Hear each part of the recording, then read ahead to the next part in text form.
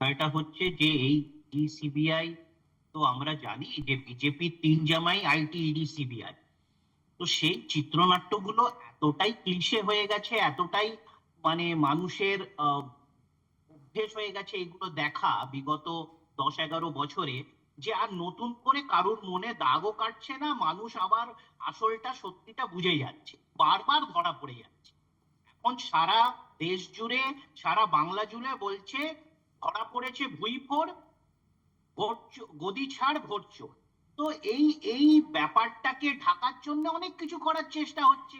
এই 130তম অ্যামেন্ডমেন্টটাকে আনার পেছনে কারণ, অন্যতম কারণও হচ্ছে তাই যে ভাই ভোট চুরি থেকে কোথাও মিডিয়া বা কোথাও সাধারণ মানুষের নজরটাকে ঘুরিয়ে দেওয়ার জন্য। তার কারণ যে এই যে অ্যামেন্ডমেন্টটা তারাও পাশ করতে পারবেন না, এটা নরেন্দ্র মোদী এত কিছু জানেন, উনি তো পার্লামেন্টে বোঝেন, তো উনিও ভালো করে জানেন, অমিত শাহ ভালো করে জানতেন। যেদিন পেশ করলেন চতুর্থ রোতে গিয়ে উনি মার্শেল দ্বারা আবৃত্ত হয়ে যে পেশ করলেন, সেই দিনও জানতেন এটার কি দশা হতে চলেছে। তো সুতরাং আসল হচ্ছে ভোট চুরি করে যে 2024-এ জিতেছেন, তার আগেও ভোট চুরির আমাদের সন্দেহ ছিল, কিন্তু 2024 এবং তারপরে মহারাষ্ট্রে এগুলো তো প্রমাণিত হয়ে যাচ্ছে, হাতে নাতে ধরা পড়ে যাচ্ছে। তো তার থেকে নজর ঘোরাবার জন্য এখন সেই পুরনো আর সেই ইডি সিবিআই কেউ মানছে না। কলকাতা হাইকোর্টে জজ সাহেব বলতে বাধ্য হচ্ছেন যে আপনারা তো প্রহসন করছেন, তামাশা করছেন, গ্যালারি শো, তো এটাই গ্যালারি শো বলছেন। হ্যাঁ, গ্যালারি শো মানে কি, তামাশা, প্রহসন।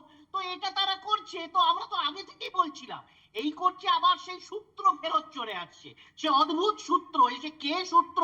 এই সূত্র বিজেপির কানে কানে গিয়ে বলে শুভেন্দু অধিকারী চোর, শুভেন্দু অধিকারী টাকা নেয়, ভিডিও দেখা। তারপরে আবার সুরসুর করে শুভেন্দু অধিকারী বলে বাঁচতে চাই বিজেপি তাই। ওইদিকে হচ্ছে হেমন্ত বিশ্ব শর্মা, বিজেপি বলে চোর, দুর্নীতিগ্রস্ত।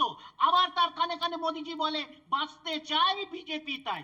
অজিত পাওয়ার 70,000 কোটি টাকার চোর, স্বয়ং প্রধানমন্ত্রী বলেছিলেন, আবার বাঁচতে চাই বিজেপি তাই। তো মানুষ এগুলো ধরে ফেলেছে। আমি আসবো কৃষাণু, আমি এখানে সুপ্রিয়র কাছে আসি। এখন জনসমাপ্তি চলে এসছে।